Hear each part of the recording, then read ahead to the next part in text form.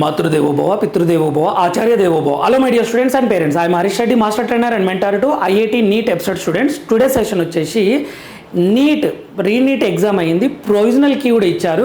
Provisional key తర్వాత cut off ఎలా ఉండబోతుంది సార్, చాలామంది కట్ ఆఫ్స్ పెరుగుతున్నాయి అని అంటున్నారు. అది నిజమేనా సార్ అని అంటే కొంత మార్క్స్ అయితే పెరిగే అవకాశం ఉంది. ఎందుకు అని అంటే రీనీట్ ప్రొవిజనల్ కీ చూసిన తర్వాత చాలామంది స్టూడెంట్స్ మార్క్స్ అనలైజ్ చేసిన తర్వాత నేను ఈ కట్ ఆఫ్స్ అనేది ఇవ్వడం జరుగుతుంది. My dear students and parents, last వరకు చూడండి. ఈ కట్ ఆఫ్స్ అండ్ కొన్ని ఇంపార్టెంట్ పాయింట్స్ ఇస్తాను, వాటి విషయంలో కొంచెం జాగ్రత్తలు తీసుకోండి. సో ఇది ఫస్ట్ ఈ వీడియోలో వచ్చేసి రీనీట్ 2026 Telangana Osmania university MBBS cut offs after provisional key category వైజ్గా ఇస్తా. OC, BC, SC, ST, minority, ఇలా కేటగిరీ వైజ్గా మనం మాట్లాడుకునే ప్రయత్నం చేద్దాం. ఓకేనా మై డియర్ స్టూడెంట్స్? అయితే కొంత కట్ ఆఫ్ పెరగబోతుంది మనము ఎగ్జామ్ తర్వాత చేసిన దానికన్నా. ఎందుకు అని అంటే బయో చాలామంది స్టూడెంట్స్ బాగా రాశారు. అసలు నేను వింటున్న స్టూడెంట్స్ అయితే సార్ 350, 360, 330, 340 బయో స్కోర్స్ అనమాట. సో ఫిజిక్స్, కెమిస్ట్రీ కొంచెం కలిసి వచ్చిన 100 మార్క్స్ వచ్చిన తీరా స్కోర్ 400, 415కి వెళ్తుంది తెలంగాణలో అయితే మినిమంగా ఎక్కువ మంది స్టూడెంట్స్కి. ఓకేనా? సో అలా బయో కొంచెం ఈజీ మార్క్స్ పెరగడం వలన కట్ ఆఫ్ పెరగబోతుంది. సో క్లియర్గా all India rank cut off కూడా మార్క్స్ వర్సెస్ ర్యాంక్ అది కూడా పెరగబోతుంది. దాని గురించి మాట్లాడుకునే ప్రయత్నం చేద్దాం. లాస్ట్ వరకు చూడండి మై డియర్ స్టూడెంట్స్. ఇది కన్వీనర్ కోటాకు సంబంధించింది. Convener quota last round cut off ఇది. ఓకే, మాపప్ రౌండ్ ఇది తెలంగాణది. నేను ర్యాంక్ ఏమో ఆల్ ఇండియా వైజ్గా ఇస్తాను. తెలంగాణలో కాళోజీ నారాయణరావు వాళ్ళు కండక్ట్ చేసే కౌన్సిలింగ్లో తెలంగాణలో కట్ ఆఫ్ అనమాట. లాస్ట్ రౌండ్ కట్ ఆఫ్ ఇది, మాపప్ రౌండ్, ఫస్ట్ రౌండ్ కాదు. ఒకసారి చూడండి లాస్ట్ వరకు.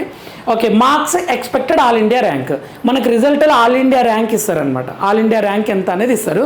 సో 710+ వస్తే బిలో 10th ర్యాంక్ వస్తుంది, 685+ వస్తే బిలో 100 ర్యాంక్ వస్తుంది, 650+ వస్తే బిలో 500 ర్యాంక్, 645+ వస్తే బిలో 1000 ర్యాంక్, 625 వస్తే బిలో 2000, 600+ వస్తే బిలో 5000 ర్యాంక్, 585+ వస్తే బిలో 10,000 ర్యాంక్, 560+ వస్తే బిలో 20,000 ర్యాంక్, 545+ వస్తే బిలో 30,000 ర్యాంక్.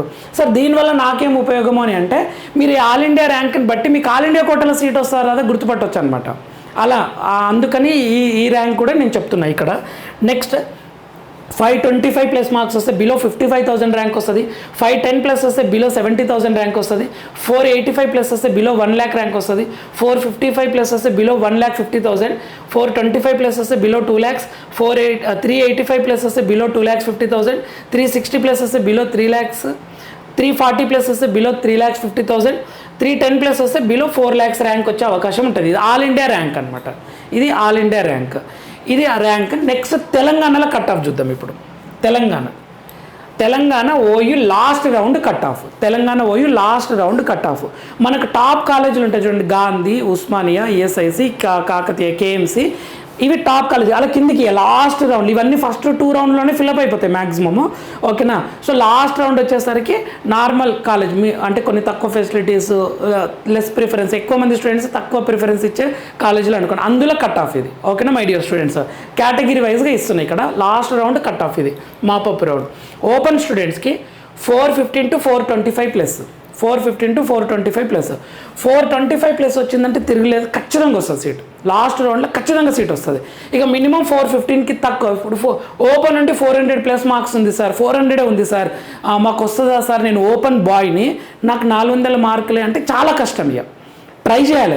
నేను చెప్పేది ఈ కట్ ఆఫ్ అనేది మీరు కొంచెం ప్రిపేర్ అయి ఉంటారని చెప్తున్నా ఈ వీడియో. ఓకేనా? అంతేగాని నీకు 400 వచ్చినాయి కదా నీకు 100% రాదు అని చెప్పేసి చెప్పట్లేదు. మీరు ట్రై చేయండి, కానీ ప్లాన్ బి పెట్టుకోండి. చాలా తక్కువ అవకాశాలు అనమాట. మినిమం 415, 425+, మ్యాక్సిమం 425+ ఉంటే ఖచ్చితంగా వస్తుంది. ఈడబ్ల్యూఎస్కి 410 to 420+ ఉంటే ఖచ్చితంగా వస్తుంది. ఇది సేఫ్ స్కోర్ అనమాట, ఇక కంప్లీట్ సేఫ్ స్కోర్. ఓకేనా? కొన్ని సీట్లు పెరిగి ఏమైనా అదృష్టం బాగుంటే దీనికన్నా తక్కువ కూడా రావచ్చు. ఓకేనా? 410 to 420 అంతే. ఎన్ని సీట్లు పెరిగినా 410 to 420+ ఉంటుంది అనుకోవాలి మై డియర్ స్టూడెంట్స్. అలా నెక్స్ట్ బీసీఏ 355 నుంచి 360+, 360+ వస్తే safe. BCB 400 to 410+, BCC 355 to 360+, BCD 410 to 418+, BCE 405 to 410+. Okay, minority 400 to 410+ marks ఉంటే మీకు అవకాశం ఉంటుంది అనమాట మైనారిటీ. నెక్స్ట్ SC1 యాక్చువల్గా లాస్ట్ ఇయర్ అయితే చాలా తక్కువ మార్క్ కూడా సీట్ వచ్చింది, ఈసారి అందరూ వెల్ ప్రిపేర్ అయ్యారు. సో SC1కి 220 to 260 ప్లస్ అని నేను నాకున్న ఇన్ఫర్మేషన్ బట్టి ఇస్తున్నా. కొద్దిమందికి 200 ఉన్నా వచ్చే అవకాశాలు ఉంటుంది, ఎవరు లేకపోతే తక్కువ ఉంటారు స్టూడెంట్స్ SC1లో. SC2లో 370 to 375 ప్లస్ ఉంటే సేఫ్ స్కోర్. SC3లో 375 to 380 ప్లస్. SC3లో 380 ప్లస్ స్కోర్ సేఫ్ స్కోర్ అనమాట. ఓకేనా. ST 380 to 385 ప్లస్, ఇది సేఫ్ స్కోర్స్. ఓకేనా. ఈ ప్లస్ ఉందనుకోండి, దీనికన్నా ఎక్కువ ఉంటే మాత్రం ఫుల్ హ్యాపీ, ఖచ్చితంగా వస్తుంది, ఏదో ఒక దాంట్లో సీట్ వస్తుంది. ఇది కూడా ఫస్ట్ రౌండ్లో రాదు, మళ్ళీ సెకండ్ రౌండ్లో కూడా రాదు. మీకు 420 ఉందనుకోండి, ఎగ్జాంపుల్ ఓపెన్ స్టూడెంట్ ఉన్నారు, ఫస్ట్ రౌండ్లో రాకపోతే డిసప్పాయింట్ అవ్వద్దు, second round, third round, last round వరకు చూడాలి. ఓకేనా మై డియర్ స్టూడెంట్స్. ఇది MBBS కట్ ఆఫ్, ఇది ఓన్లీ నేను ఇచ్చేది MBBS cut off convener quota కింద, అంటే free seat category A. Okay. Government కాలేజీలో చాలా తక్కువ ఉంటుంది, ప్రైవేట్ కాలేజీలో కొంచెం ఎక్కువ ఉంటుంది. ఓకే. అలా కేటగిరీ Aకి సంబంధించిన కట్ ఆఫ్స్ అనమాట. ఇవి safe scores my dear students, category వైజ్గా ఓపెన్ నుంచి ఇది.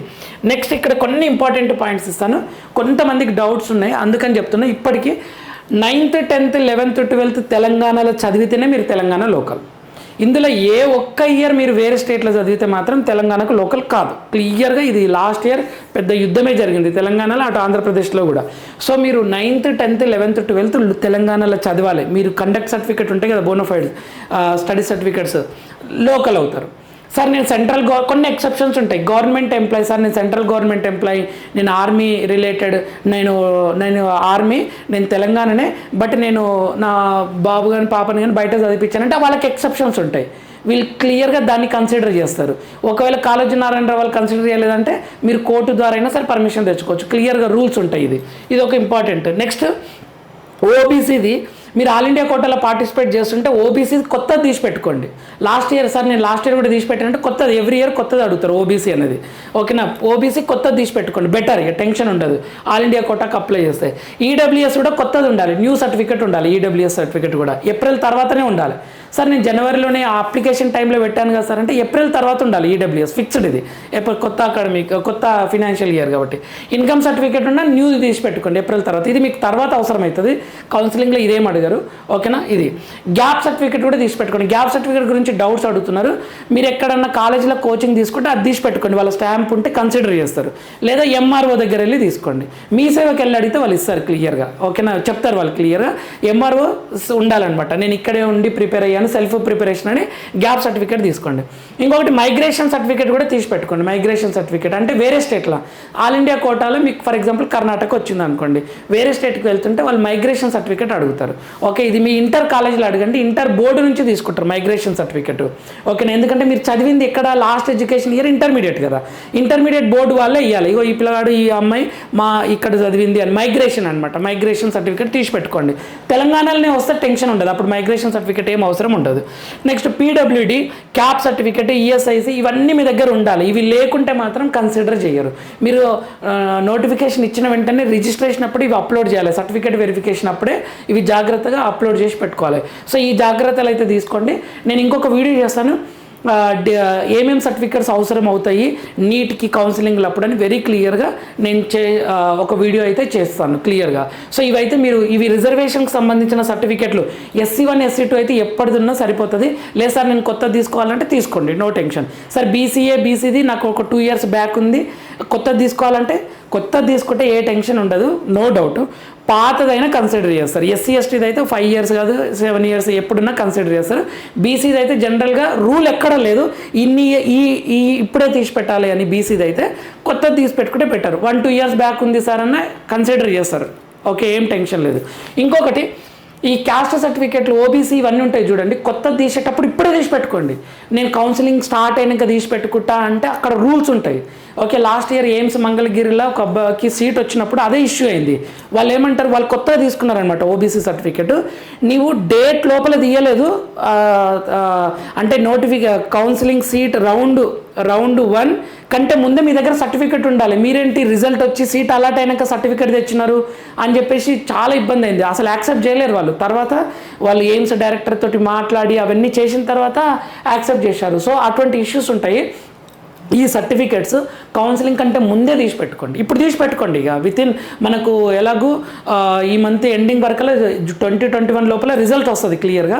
సో ఇప్పుడు తీసి పెట్టుకుంటే ఏ టెన్షన్ ఉండదు. ఈ సర్టిఫికేట్స్ అన్ని, రిజర్వేషన్ సర్టిఫికేట్స్ అన్ని. ఓకేనా మై డియర్ స్టూడెంట్స్? ఇన్ఫర్మేటివ్ అనిపిస్తే లైక్ చేయండి, షేర్ చేయండి, సబ్స్క్రైబ్ చేసుకోండి. ఇంకొకటి, ఎవ్రీ క్వాలిఫైడ్ స్టూడెంట్ రిజిస్టర్ చేసుకోండి, అప్లై చేయండి. సార్ మార్కులు తక్కువ వచ్చిన సీట్ రాదేమని టెన్షన్ పడకండి, అప్లై అయితే చేయండి, చూస్తూ ఉండండి. మీరు ప్లాన్ బి పెట్టుకోండి. ఇంకొకటి, 1 లాంగ్ టర్మ్ అయిపోయిందంటే మై డియర్ స్టూడెంట్స్ ఇంకా మళ్ళీ లాంగ్ టర్మ్ అయితే పెట్టుకోకండి. నా దృష్టిలో అయితే మీరు లాంగ్ టర్మ్ ప్రిఫర్ చేయకుండా ఉంటేనే బెటర్. మీరు ఎక్కడ ఏది వస్తే అది జాయిన్ అవ్వండి. MBBS రాకపోతే BDS రాకపోతే veterinary, agriculture, horticulture, B.Pharmacy, PharmD ఏది వస్తే అది జాయిన్ అవ్వండి. మీ డ్రీమ్ నా డాక్టర్ అనుకుంటే ఒక హాస్పిటల్ పెట్టండి. ఇది ఆల్రెడీ ఇంతకుముందు కూడా చెప్పాను. సో ఇలా ఆలోచించండి. మీరు ప్రెషర్ తీసుకోకండి లాంగ్ టర్మ్కి. లేదు సార్ నాకు హెల్త్ ఇష్యూస్ వల్ల అన్ఫార్చునేట్లీ మిస్ అయింది, నేను స్ట్రాంగ్గా చదువుతాను, నాకు పేరెంట్స్ సపోర్ట్ ఉంది, నేను ఏం టెన్షన్ తీసుకోనంటే అప్పుడు మీ ఇష్టం my dear students and parents. ఆలోచించి నిర్ణయం తీసుకోండి. టెన్షన్ అయితే తీసుకోకండి, ప్రెషర్ తీసుకోకండి. ఇది లైఫ్ ఎగ్జామ్ కాదు, ఎవరికైనా తక్కువ స్కోర్స్ వస్తుంటే. ఓకేనా, ఇది ఒక ఎగ్జామ్ అంతే. సక్సెస్ అనేది మీరు పడే ఫ్యూచర్లో కష్టపడితేనే సక్సెస్ వస్తుంది. ఓకేనా my dear students? State and all India quota రెండింటిని అప్లై చేయండి, దేన్ని వదలొద్దు. ఖచ్చితంగా ఇంత కష్టపడ్డారు కదా, అప్లై చేయండి, చూద్దాం కౌన్సిలింగ్లో సీట్ వస్తుందా రాదనేది చూద్దాం, మార్క్స్ అవన్నీ ర్యాంక్ని బట్టి. ఓకేనా, ఇన్ఫర్మేటివ్ అనిపిస్తే లైక్ చేయండి, షేర్ చేయండి, సబ్స్క్రైబ్ చేసుకోండి my dear students and parents. Next వీడియోలో మనం మళ్ళీ కలుద్దాం. అంతవరకు మాతృదేవోభవ, పితృదేవోభవ, ఆచార్య దేవోభవ. మీకు ఏమైనా డౌట్స్ ఉంటే కామెంట్ చేయండి, దాని మీద ఒక వీడియో చేసే ప్రయత్నం చేస్తాను. Thank you for watching. All the very best student.